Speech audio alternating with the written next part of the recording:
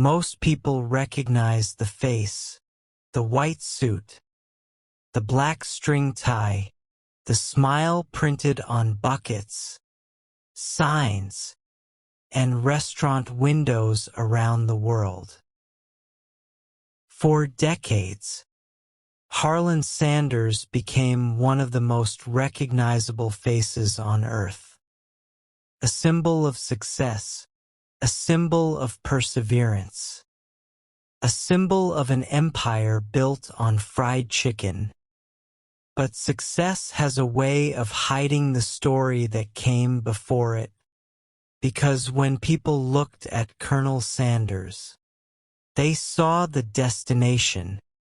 They rarely saw the road, and they almost never saw the moment when everything seemed lost.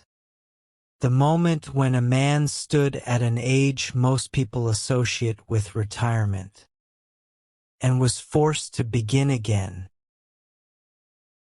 Long before he became Colonel Sanders, Harland's life was marked by instability.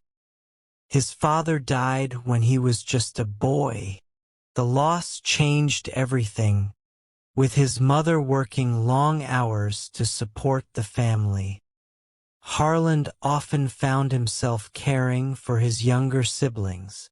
It was necessity, not ambition, that first led him into the kitchen. While other children spent their days playing, Harland learned how to prepare meals. At the time, it was simply survival. He had no way of knowing those early lessons would one day change his life. As he grew older, stability remained elusive. He moved from job to job: farm worker, streetcar conductor, railroad laborer, insurance salesman, ferry operator. The details changed. The uncertainty remained.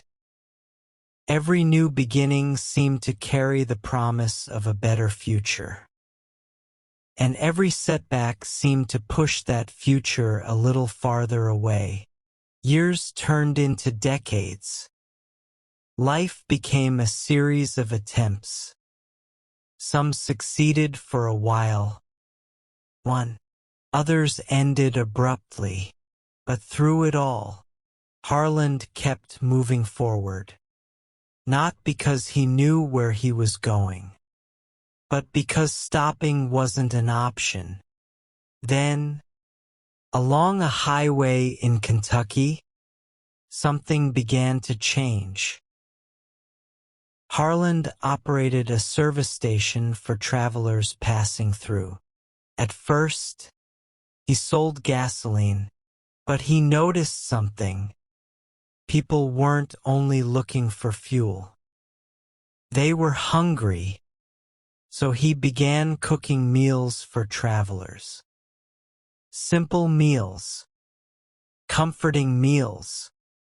Meals prepared with care. Word spread. The food became popular. Customers returned. The small operation grew. For the first time in years, it seemed life was beginning to settle. The restaurant flourished. Recognition followed. People traveled specifically to eat his food. The future finally looked promising. After years of uncertainty, Harland appeared to have found his place in the world. And then life changed the rules. For years, travelers had found their way to his restaurant. Some came for the food. Others came for the familiarity. Every passing car represented possibility. Then the highway moved, not a few miles, not a few customers. The future itself seemed to move with it. The traffic disappeared. The dining room grew quieter. The momentum he had spent years building began slipping through his fingers, and there was nothing he could do to stop it. For many people, this is where the story would end, not with failure, but with resignation. After all, Harland Sanders was no longer a young man.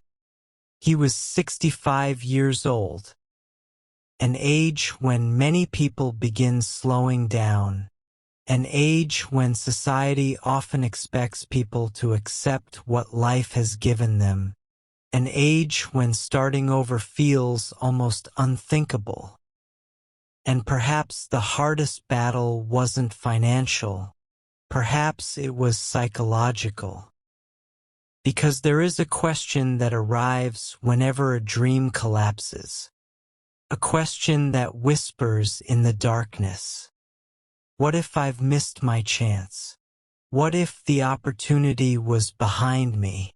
What if there isn't enough time left? It is a question that has defeated countless dreams. Not because the answer was true, but because people believed it. Harland Sanders stood face to face with that question, and then he did something remarkable. He refused to surrender to it. He still had a recipe. He still had experience. He still had belief. So he got into his car and began traveling from restaurant to restaurant. He carried his chicken recipe with him. He met owners. He made presentations. He asked for opportunities. And often he heard no, another no, then another, and another. Every rejection carried a little more weight than the one before, not because the words were harsher, but because time was no longer on his side. At 25, failure feels temporary. At 65, it can feel final. Yet every morning he started the engine again. Every morning he chose hope over certainty. Not because success was guaranteed, but because giving up guaranteed failure. One restaurant owner eventually agreed to try his recipe, then another, and another. Slowly, momentum began to build. The idea spread. The partnerships multiplied. The recipe that had once seemed like a desperate gamble became the foundation of something much larger. What followed would change his life forever. The business expanded. The name became known. The image became iconic. The world would eventually remember Colonel Sanders as a success story. But perhaps that isn't the most important part of his legacy. Because the greatest victory did not occur when the restaurants multiplied. It did not occur when the money arrived. And it did not occur when his face became famous. The greatest victory happened much earlier. It happened the moment a 65-year-old man looked at the ruins of what he had built and chose to begin again. That decision is what transformed his life. Not success, not fame, not recognition. The decision to take one more step when it would have been easier to stop. Sometimes life removes the path we plan to follow. Sometimes opportunities vanish.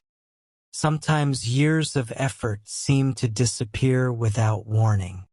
And when that happens, a dangerous belief often appears, the belief that it is too late to change, too late to rebuild, too late to dream, too late to begin again. But then, Harland Sanders reminds us that too late is often a story we tell ourselves, because life is rarely finished simply because a chapter ends.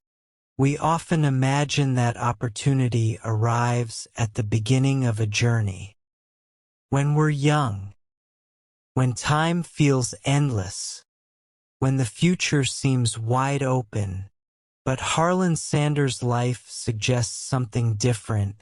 Sometimes opportunity arrives after the setbacks, after the detours, after the doors that never opened. Sometimes it arrives when almost everyone, including ourselves, has stopped expecting it, and maybe that's why it's dangerous to declare a story finished while we're still living it, because life is rarely over simply because a chapter ends. Sometimes, life's most important chapters are written after disappointments and the possibility of another beginning. The chapter that changes everything may not be behind you. It may still be ahead.